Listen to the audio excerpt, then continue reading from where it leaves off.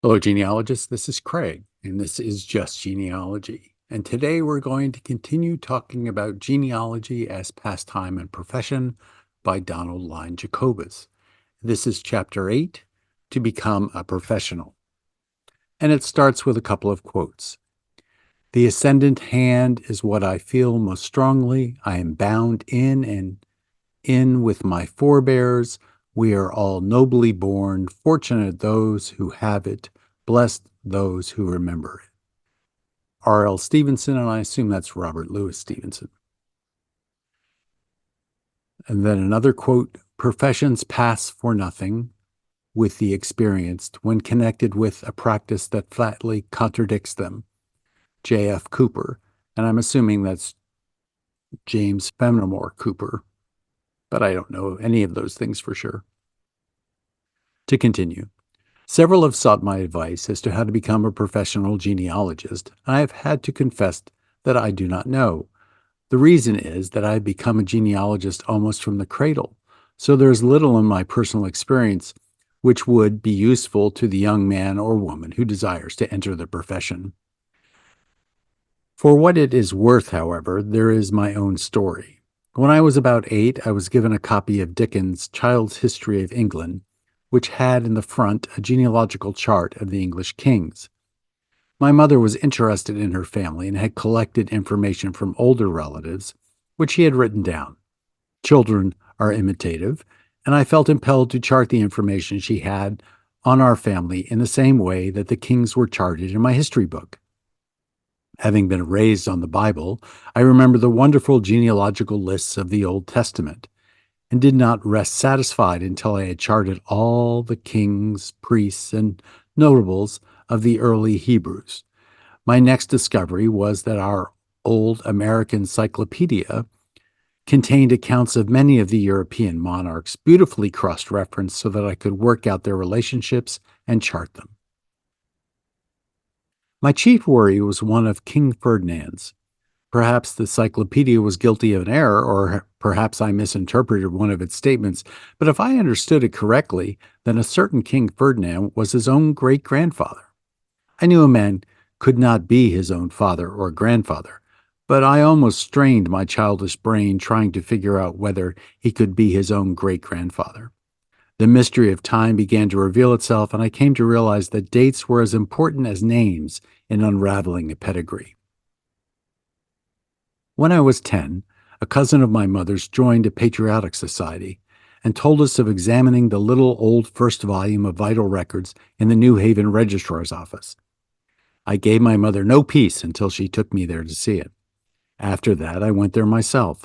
The tax collector was our near neighbor and friend, and learning of my interest, he introduced me to the town clerk's office and showed me the original first volume of the New Haven colony records. Thus I learned where the land records were kept and what a wealth of genealogical material is buried in them. I found my own way into the probate court and the superior court. By the time I was 15, I was able to read the difficult 17th century script as readily as modern handwriting.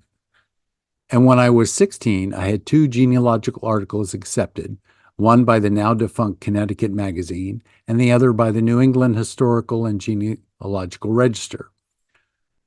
While in a preparatory school, a friend at Yale introduced me to the attendants at the Yale Library, and I obtained permission to utilize their fine collection of genealogical books. My first work was tracing my own family lines, which on my mother's side were mostly from New Haven and vicinity. Some missing lines remained, and in an attempt to locate them, I began systematically to trace the rest of the New Haven families. When I was 17, I first planned to publish a history of all New Haven families, but another 17 years elapsed before I realized this boyish ambition at the beginning publication of the New Haven Genealogical Magazine. My father used to try to discourage me from spending so much time on research, which he felt would jeopardize my future. There was no future in genealogy, he used to tell me, and I never argued the point, for there did not appear to be much of a future in the profession at the time. One of my keenest disappointments is that he died when I was 24, before I had a chance to prove to him that the time spent on research had not been wasted after all. I returned to Yale to take up postgraduate work, intending to become a teacher. Not that I felt any special leaning towards teaching as a profession, but that the vacation of 3 months in the summer appealed to me as time I could devote to genealogical research. However, my father's serious illness caused me to decline the first and only teaching position I was offered, and to take over some of his work. At his death, I succeeded him as secretary of a building and loan association and held this office for several years. During that period, I continued to work evenings on my compilation of New Haven families, and would often steal a few minutes from my noon lunch hour or after I had closed the office for the day to run into City Hall or do a little more research. But as the association grew in size and my work there increased, I realized that I could not continue to serve two masters. Although this position offered an assured future, I resigned and made my plans to take up genealogy as my sole means of support. I had been working for clients occasionally since my college days. 2 months after my successor took over the secretaryship, war was declared on Germany. Nothing could have been worse for my plans, for genealogy was a neglected luxury in war days. Discharged after my return from overseas, on the day following my 32nd birthday, I settled on a little 3-acre farm. My plan was to reduce my living expenses by keeping chickens, cultivating a kitchen garden, and selling asparagus and other specialties. This was a wise move. For the first year, I took in only about $1,000 from all sources, and incidentally lived within my income. But even so small a farm consumed too much of my time, and livestock, even if only poultry, required regular attention and feeding, so that, being without a car, I could not get away from the place readily enough to handle all the research that offered. Conditions could scarcely have been worse, so this seemed a propitious, propitious,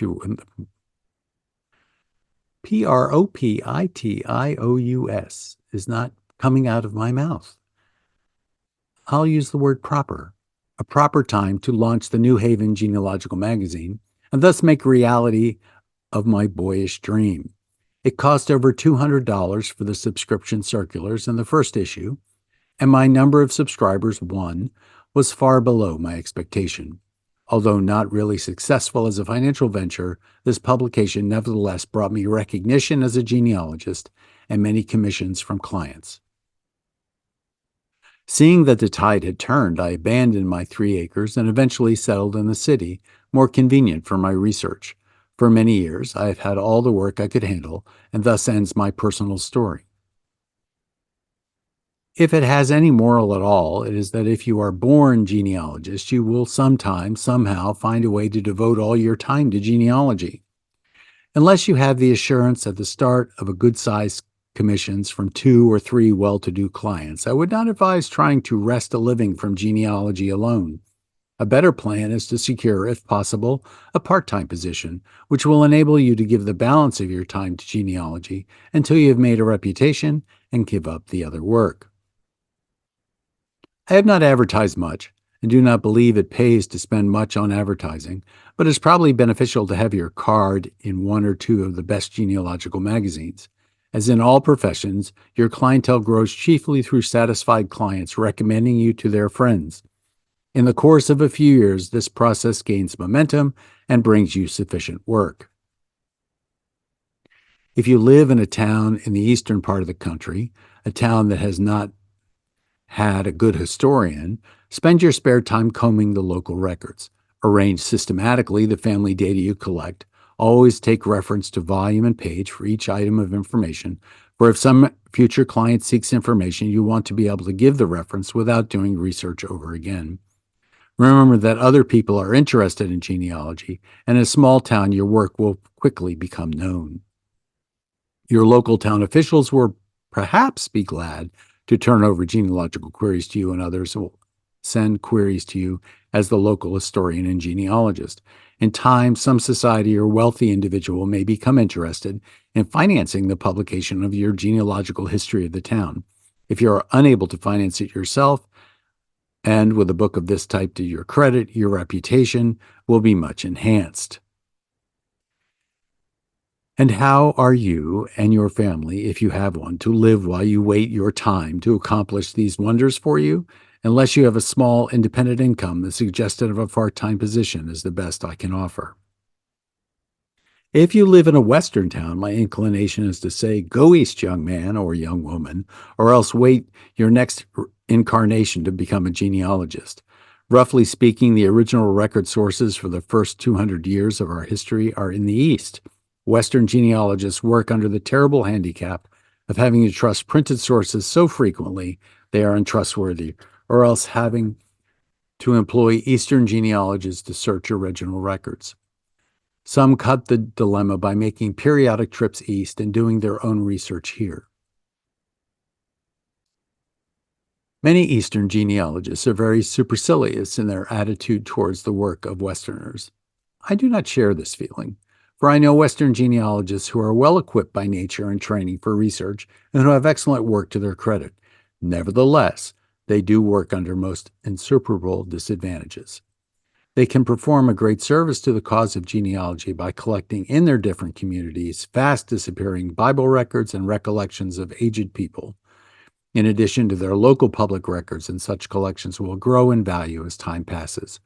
Western genealogists are often superior to Eastern genealogists in establishing the connection between pioneering ancestors and their Eastern origins, for they have made more of a study of the tide of immigration to the West. But when Eastern origin is ascertained and it becomes necessary to trace the early generations through the colonial period, too many of the Western genealogists are satisfied to follow old errors that have been repeated from book to book instead of undertaking an independent investigation. I can sympathize with them, for most clients set a limit to what they are willing to spend, and a trip east or the employment of a genealogist here would often raise the total cost too high. It is an unfortunate situation, one for which no remedy appears. There are, of course, some excellent genealogical libraries in the Midwest and Far West, so far as printed sources are concerned, but when original research in documentary sources is required, the Great Library of the Latter-day Saints at Salt Lake City is the only one which has a large amount to offer, for they have microfilmed an immense quantity of original record books, probate, and land records in the eastern states. For those who reside in larger cities, there are sometimes other opportunities to establish themselves as professionals. If you are sociable, tactful, and diplomatic, join 2 or 3 of the patriotic societies, do a little handshaking with the right people, and let members and officials know you do genealogical work. When there is a vacancy, one of the societies may elect you to the post of genealogist, which usually, if it does not provide a salary, pays for the checking of application papers. At least this will bring you steady income, whatever the amount, and more important, people will be impressed by the fact that you hold an official position, and this may result in private commissions. Some societies have extremely capable genealogists who merit their official positions. Others are unfortunate, having selected incompetents. And as most of the society members have little real knowledge of genealogical methods, the incompetents may succeed in retaining their positions for a considerable length of time. Conditions are improving in this respect, however, and many of the societies are now more critical in choosing their genealogists. The personal factor should not be neglected, though, as sociability and good fellowship have often an influence, particularly if more than one candidate is in the field. In conclusion, the following practical suggestions may be of value. 1. Be sure that you have the type of mentality which genealogical research requires, that you have had sufficient experience before you decide to become a professional, especially if you will have to derive your livelihood from the work. 2. Write up 2 or 3 families you have worked on for your own amusement, and if possible, get your accounts published by genealogical magazines. This will give you practice in arranging your scattered notes with formal precision. If an article is published, you will be able to refer to it as an example of your work. Study the method of arrangement generally employed in the periodicals you have in mind and follow it exactly. If the editors find your material intrinsically valuable, this attention to form may result in early publication, for the simple reason that genealogical magazines are usually understaffed, and the preference may be given between 2 articles equally good to that article which requires the least editorial labor. 3, most important, this is a recent development. A board for certification of genealogists has been set up. The address, 1966, is 1307 New Hampshire Avenue, Northwest, Washington, D.C., 200036. This board will examine the credentials of genealogists and will issue a degree of CG, Certified Genealogist, to applicants whom it finds qualified. Those just entering the professional field may perhaps find it helpful to make application to this board. There's an asterisk, and that is, a description of the work of this board is contained in the appendix. 4, I have a personal letter printed stating your rates and territory which you are best acquainted, where you are best qualified to undertake original research, the length of your experience, and requesting the recipient to give you a trial. Send copies to your friends and acquaintances. Send copies also to a few well-established professionals. Do not look for too generous a response, particularly from the professionals. They may not need research in your section at the moment your letter arrives. 5, reports to clients should always be typewritten unless your handwriting is unusually legible. Always make a carbon copy of each report. You should have them in your files for future reference. Arrange the material in logical order for full references. If the problem is a complicated one, it is often well to present your first abstracts of the records and then commit to your deductions from these records. Send a bill with each report, and unless you have been authorized to work up to a monetary limit not yet reached, await the client's reply before continuing the research. 6, in working for another professional, it is generally inadvisable to do so on the basis of exchange. It is simpler and more often satisfactory to charge for your work at the time and later to pay the other professional if you call on him to work for you. Be particularly careful to do precisely what the professional calls for. If you go beyond his request, he may be duplicating part of the work he has already done personally and will either have to stand the loss or charge his client more than he should be necessary. It is naturally annoying to a professional if another, to whom he assigned a specific part of the work, attempts to hog the entire commission. Inexperienced professionals sometimes make this mistake through ignorance or through the desire to impress the professional, employing them with their ability to carry the search through to a conclusion. 7, in reporting failure, always explain what records you have covered and what conditions which impeded success. Do not send a mass of unrelated genealogical data to soften the failure. This might lead the client to believe you did not understand what he wanted or that you failed to grasp the problem. Do not recommend a continuation of the search in other directions unless you think the chance of success is reasonably good. 8, give your best advice as to how the search should be conducted. But if the client insists, despite your advice, on conducting it in some other way, remember that it is his money, not yours, is paying for the search, and follow his instructions. Then, if the search fails, he cannot blame you. Some clients leave the search entirely to the discretion of the genealogist. Others prefer to direct the campaign and to leave the genealogist to carry out specific instructions. 9, if a client criticizes your work or your charges, consider the criticism with an open mind. It is possible that without realizing it, you have given some cause for the complaint, and you will not want to make the same mistake a second time. When satisfied that the criticism was unjust, write at length and explain amicably why the work was done in this manner or why your charges had to be such an amount. Most people are reasonable when they understand the matter. And this chapter concludes with a final quote: God helps them who helps themselves, Benjamin Franklin. So this has been Craig, and this has been Just Genealogy, and we've been dealing with Chapter 8, To Become a Professional. This actually is one of my favorite chapters in the entire work. Thank you so much, and I will see you soon.